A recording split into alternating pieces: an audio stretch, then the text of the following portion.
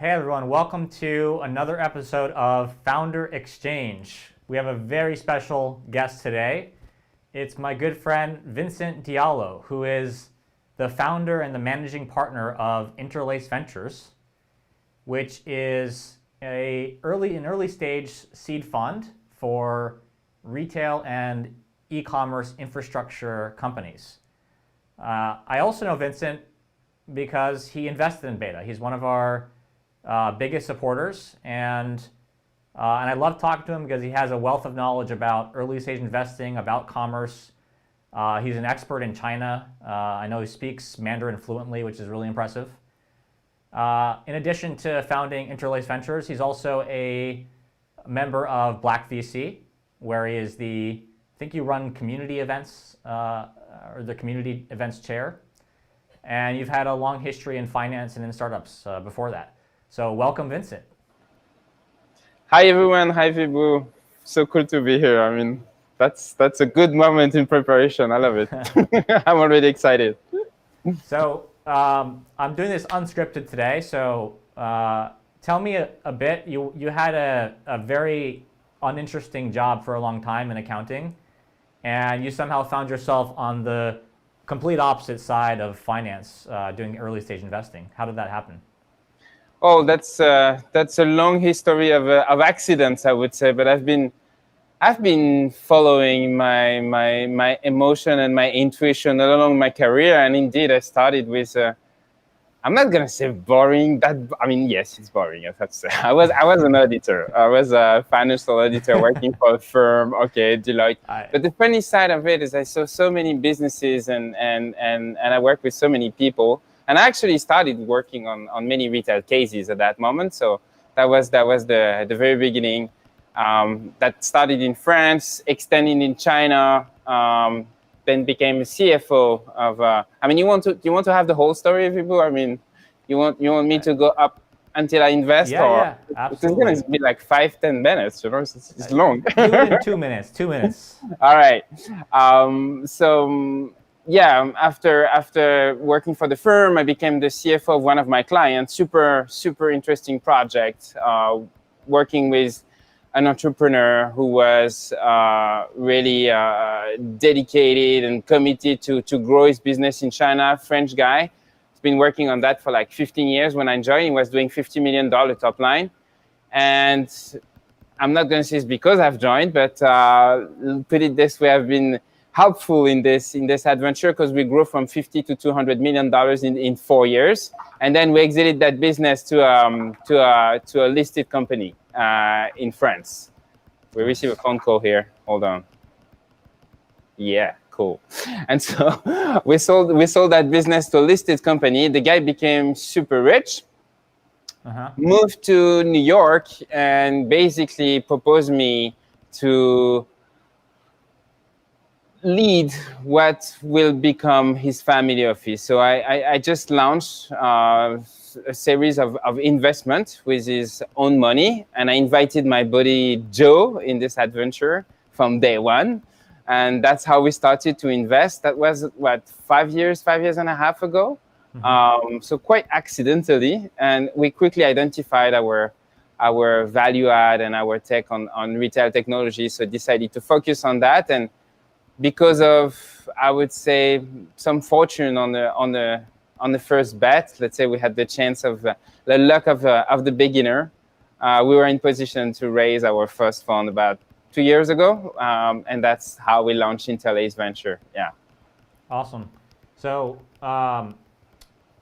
3 minutes, by the way, 3 minutes. So basically, you were running a family office, and for people who don't know, a family office is kind of the corporate structure that very wealthy people use to invest their own money.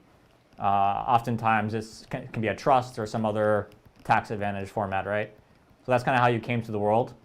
Totally. Well, you basically need, in order to be able to raise your first fund, you need to have a track record, and that's what happened for us through the family office. We did 11 investments, got pretty good performance in a limited time, and so we were sexy enough to invest in people. Oh, second phone call here.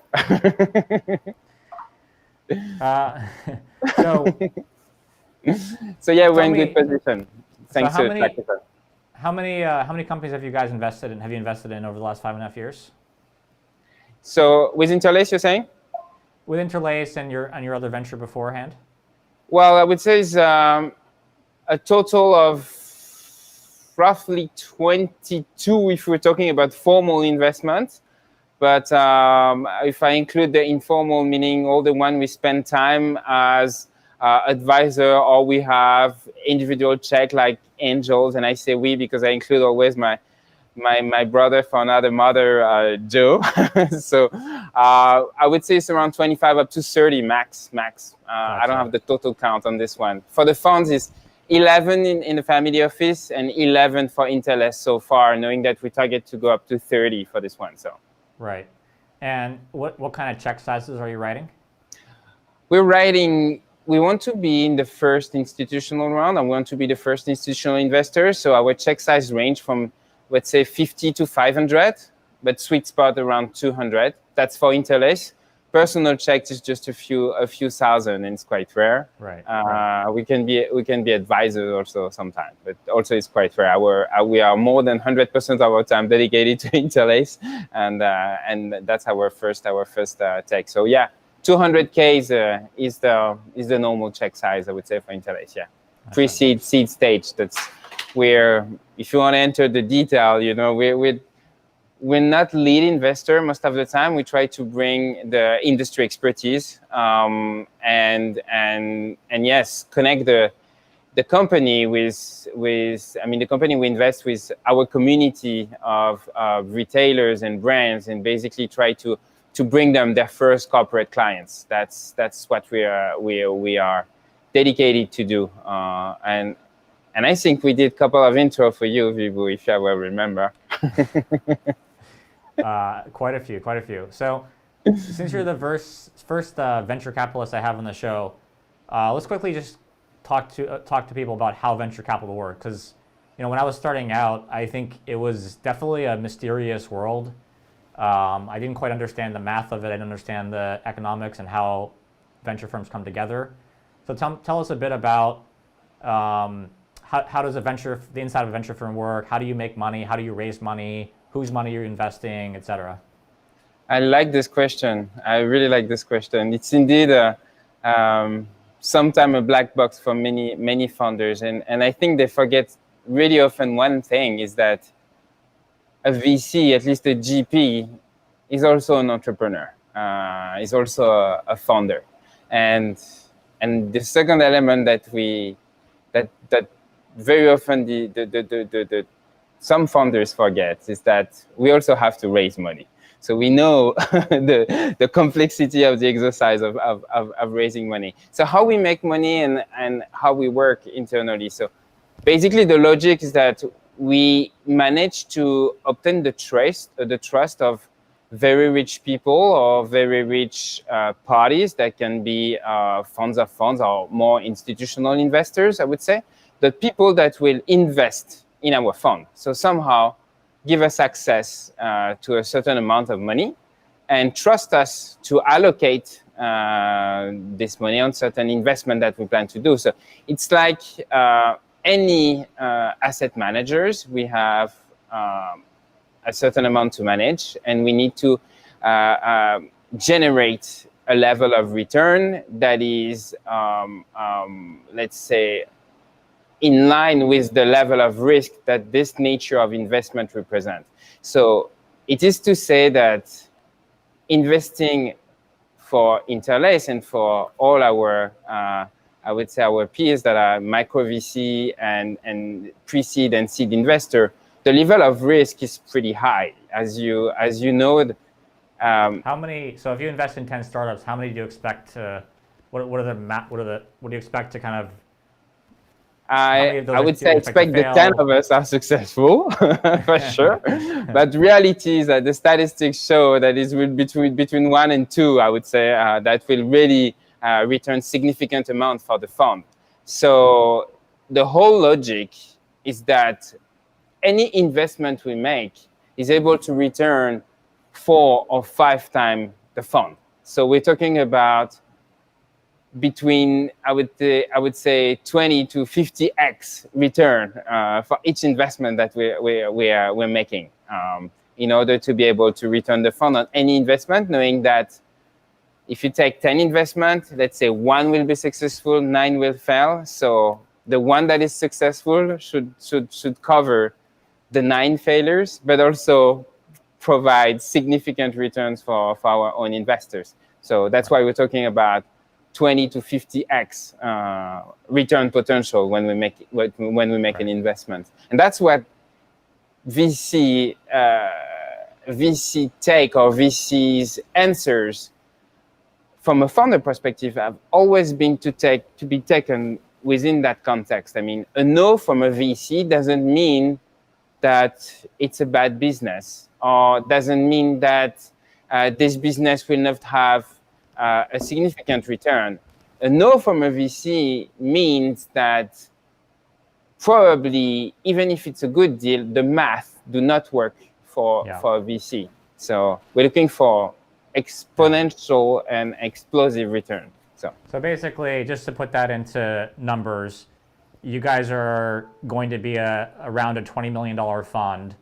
So every time you make an investment, you have to imagine that this company can return 20 million plus, which means the companies have to have the potential to realistically, at a 20x return, have to be able to exit for $400, $500 million, right? You're so correct. This is when I talk to a lot of, especially entrepreneurs who sell products in our stores, it's very, very hard to imagine certain types of companies having the venture math work out, even though they might have great businesses, right?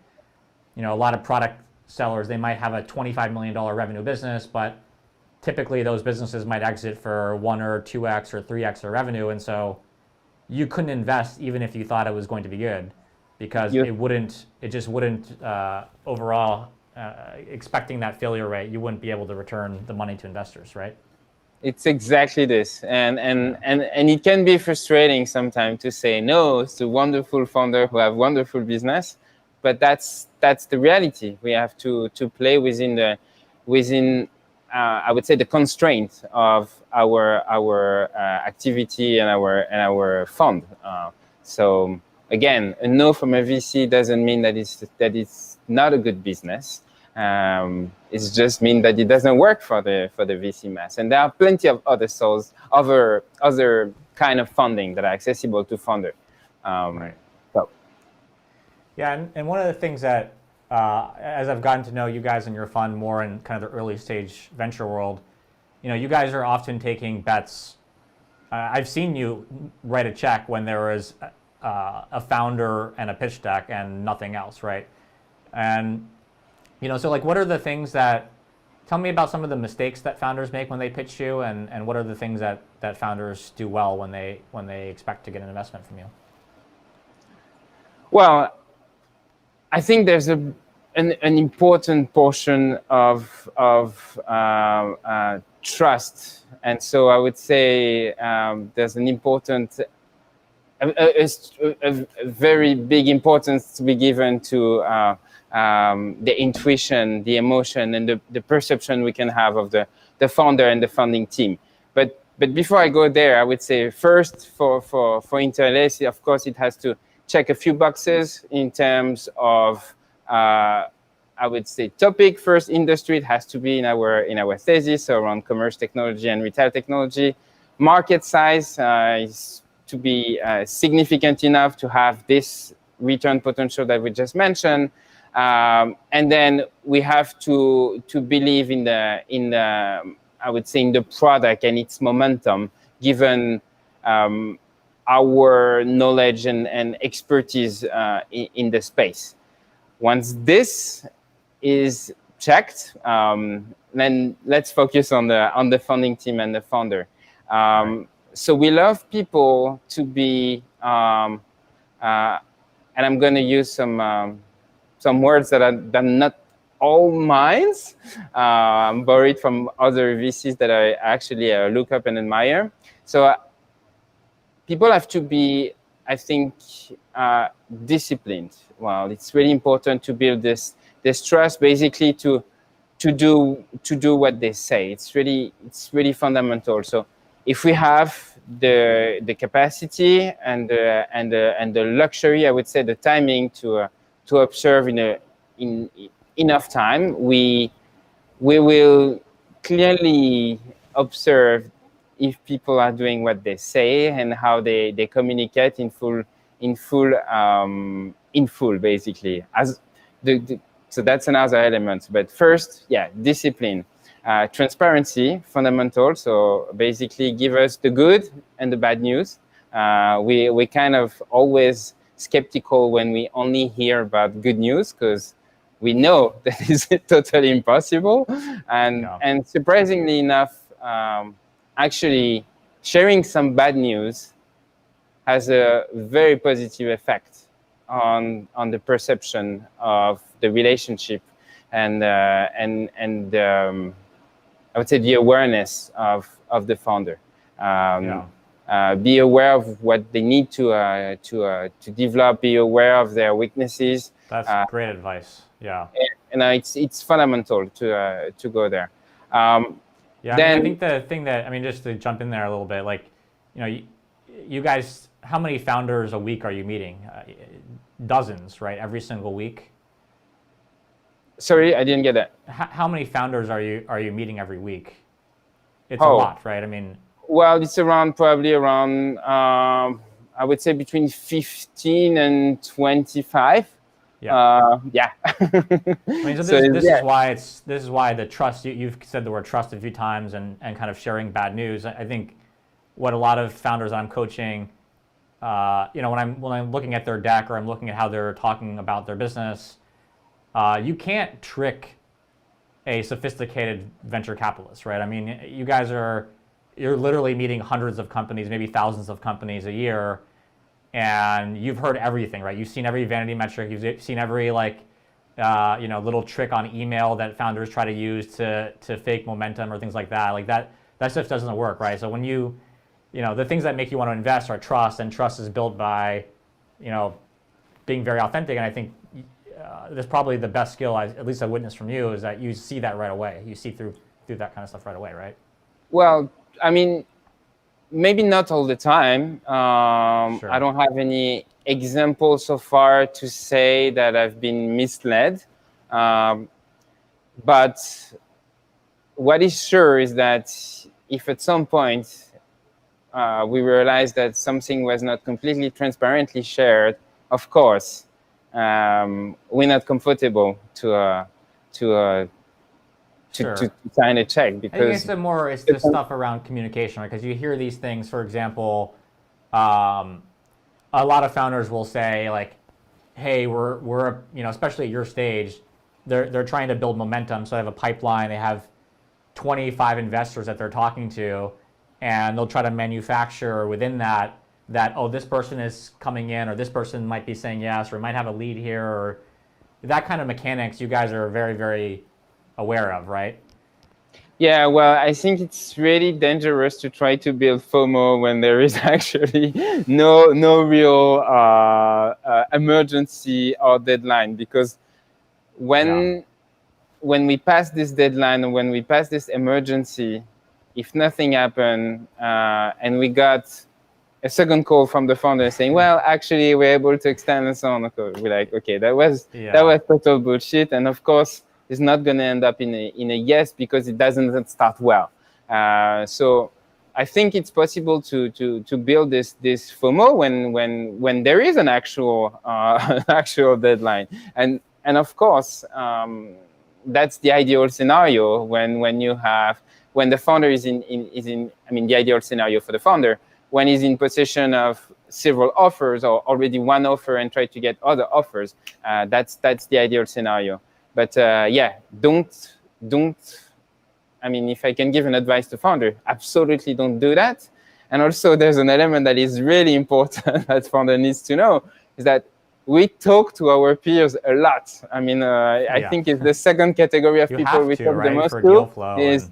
We talk to founders a lot, but we talk a lot to other VCs, of course. whatever Yeah. it's for deal flow sharing or portfolio review or let's say fundraising opportunities, or investment opportunities on existing portfolio and so on, follow on and so on. So we share a lot with the VC community. At least that's the practice we have at Interlace. This is something we actually track as much as talking to founder. It's really important for us. And so, yeah, I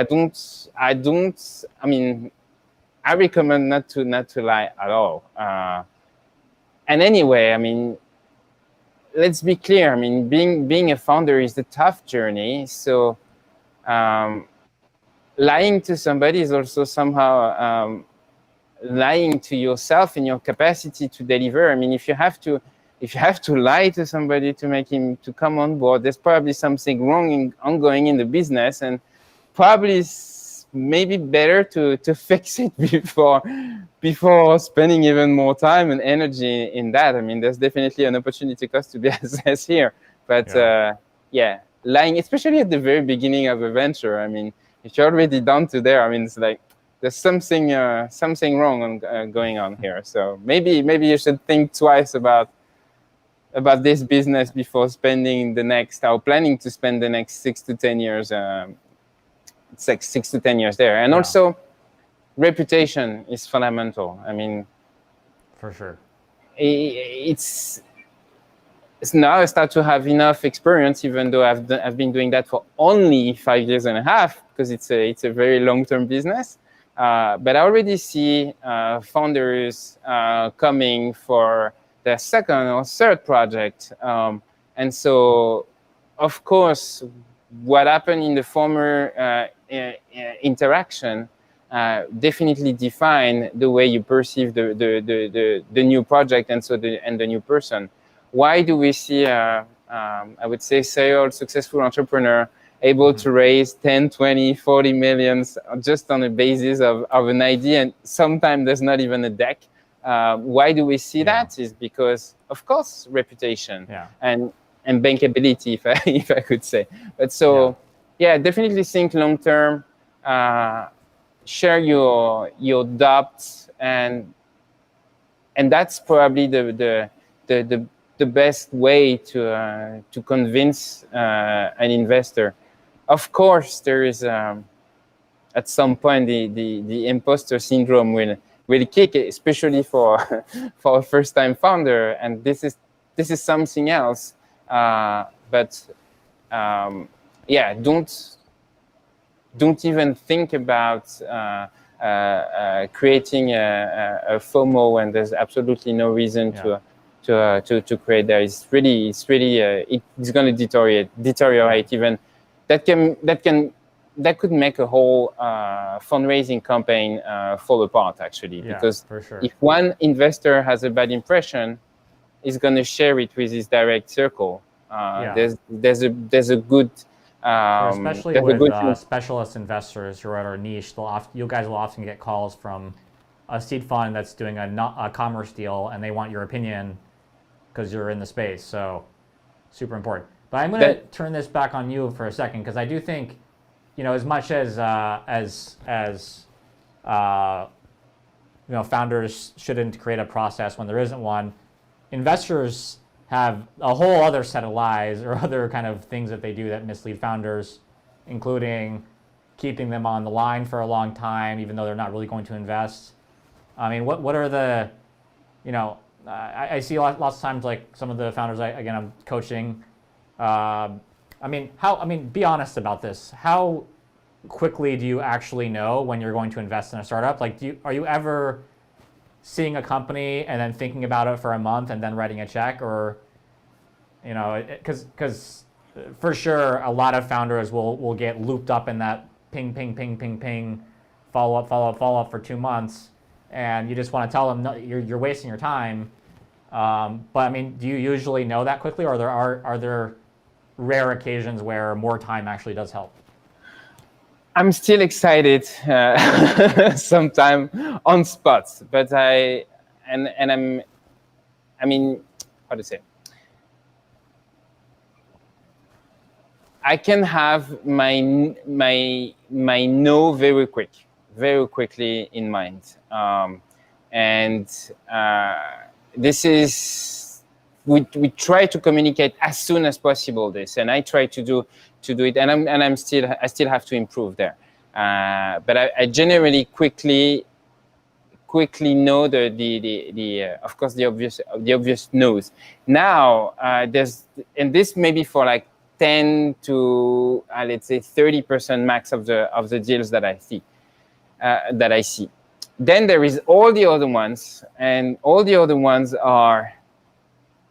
can be a yes until it's a no. So, and I would put, let's say, maybe in this big chunk of, let's say, 70 to 90% of the project, there's 5 to 10% of them I've got super excited after the first call of just browsing the first deck. For these ones, I'm trying not to give too quick of an answer. I try to have the excitement coming down, because of course you don't want to give the impression that you're going to commit and withdraw later on, because I think this is, of course, really, really hard for the founder to build on that. So yeah, I would say no. So it's not such a straightforward answer. There's no direct no's. But what a good tip for founders, I think, is, if you don't get inquiry from the VC, if he's not spending time on it, he's probably not that excited. I see myself when I want to dig on a project because I feel that there could be a good investment. I'm gonna spend time to make it happen, and I'm gonna request some information from the founder, because very probably he knows much more on the market than I. Right. And I will also have some question arising from different conversation that I can have. So I think that's the best indicator. When you have an email from a VC requesting for more information or for specific details, and I'm not talking about generic email, give me access to your data room, or give me access to that. No, it's very specific question that is relevant, right. and that shows that they can spend time. Curious. Yeah, I think that's the best sign.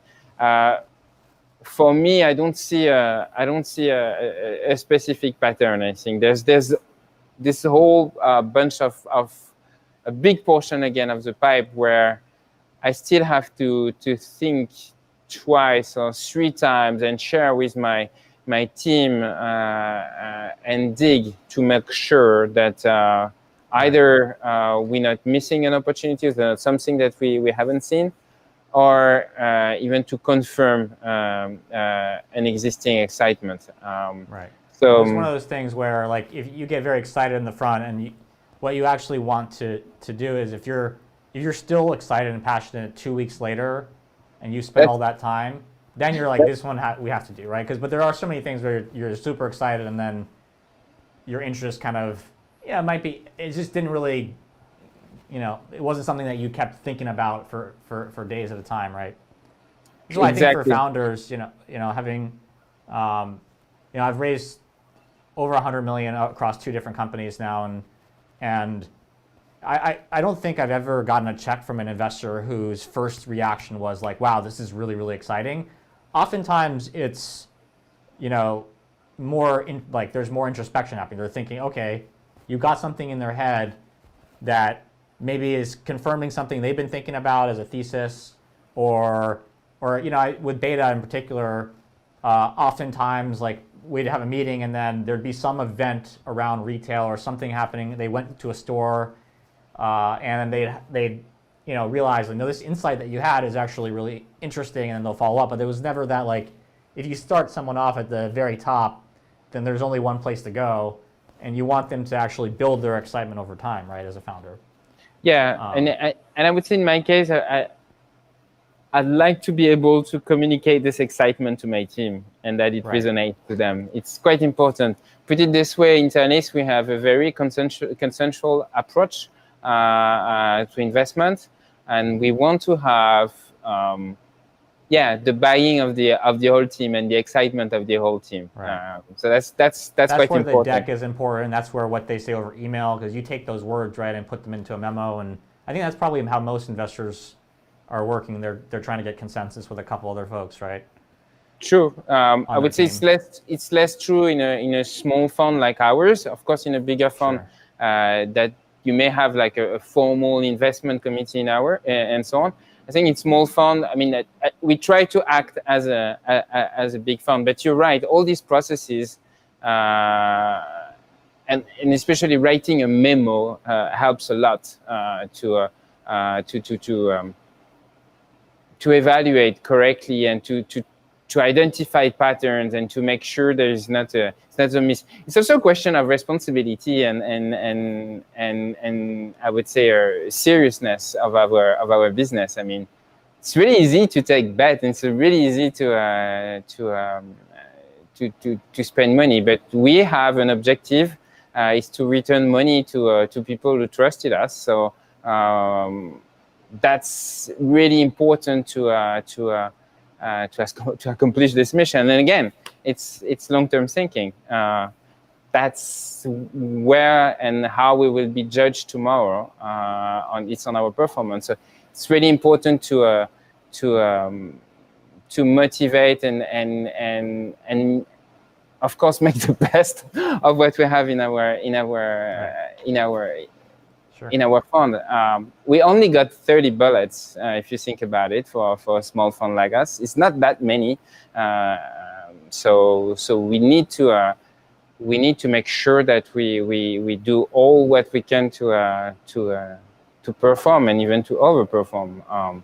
So I would say the process that we define is probably it's what we think is the best for us to succeed, and so it can take a while for us actually, even to say yes. And that's the more normal, I would say. So last question, running out of time. Tell me a bit more about your work with Black VC. Why is diversity important? Have you since you've been investing, have you seen diversity increase in the investing pool, and where is that happening? At what stage of funds? Thanks for this question. Since I started invested, of course, I've seen it changing in terms of diversity and inclusion consideration. I think regarding the Afro-American community, last year was a certain turning point. And at least at Black VC level, we've seen an increased visibility and let me just be clear. Black VC is a membership organization of Black investors who are either currently investing or are getting into investing. It's both actually, and you even see some founders in the community. So the whole logic of Black VC is to increase the proportion or the representation of the Afro-American community in the venture ecosystem. And so if we root for the investment side of the equation, of course, we also encourage Black entrepreneur, Afro-American entrepreneur to come out, to be bold and to build projects that are investable. So it's, of course, the effort is more on the investment side, but there are definitely some funders. This has been created about now, I would say 3.5, 4 years ago by Sidney Syke and Frederick Gross. And I joined this organization about 2.5 years ago now. And indeed, as you said, I'm leading the events and committee. So on my end, there's definitely, I would say, a certain it resonates with a certain quest for identity, a personal quest for identity, but it's also I think a noble cause that resonates deeply in me. On top of it, and I think that's probably what is really interesting from an investment perspective, and I'm going to quote also one of my peers here. I think investing in underrepresented founder in general is just good business because they are hungry. And when you were talking to me about, I mean, when you were asking me about what are the criteria of what is a good founder for me, yes, hungriness is really important. We didn't have the time to go all the criteria. I mean, magnetism is one. But hungriness is something that is really important because it takes so much energy to be successful, and it takes so much sweat, and you have to put probably 150, 200% of your energy and capacity in your business to be successful. If you don't have this appetite, I don't see where it's coming from, I would say. I mean, there's plenty. There can be some other motivation, but I think being hungry is a fundamental. I mean, it's a fundamental energy to pull that out. And as investors, this is again something we're looking for. So regarding the Afro-American community, of course, we've seen some improvement, but we're still far behind in terms of diversity and inclusion. We're far behind in terms of percentage of Afro-American founders that are getting funded, and not talking about the GPs. So we've seen couple in the past 12 months, I would say, but more precisely, maybe 8 to 10 months. We've seen a couple of initiatives from several pillars and giants in the ecosystem to foster this capacity of the Afro-American community to invest, but not only in the Afro-American community. But we've seen a couple of programs that's encouraging. We've seen a couple of new funds coming out. That's definitely one of the cards we play at Interlace. But we have I would say a very large vision of diversity and inclusion that goes even beyond the Afro-American community. My investment at Black VC is really somehow it's personal. It resonates with Interlace, but Interlace is even more inclusive than just the Afro-American community. Put it this way. Sure. So I'm not sure I'm tackling all your question here. I'm getting a little bit lost on this. But yeah, it's a full topic. I'm happy to talk more about that. We'll have to have you back on. So where can founders or underrepresented founders or anyone contact you? What's the best way to get in touch with you? I mean, definitely send me an email, vincent@interlacevc.com. That's the best way to reach out. I mean, I'm responding to all my email. I mean, at least I have this commitment to respond to all the emails to founders. Of course, that can happen that I miss a few of them, but I'm really trying hard to give to everyone a reply, as long as people at least take the time to really check what I'm doing and what I'm interested in. If you come to talk to me about a project in, I would say, let's say biotech in a very late stage, I probably won't respond. But unless there's an angle where you actually specifically request my help on something very specific, I could be helpful. But if it's generic, no, don't. I won't take the time. But that's the idea. Reach out to me, and I will take the time to reply when it's meaningful. Well, that about wraps it up. Thank you so much, Vincent, for joining me today on Founder Exchange. And all you late-stage biotech founders, you know exactly where to find him. Vincent at interlacevc.com. I'll have to have you back because there's a bunch of parts of your story that I didn't get into, and your philosophy that I wish we had. So thanks so much again, and see you guys next week.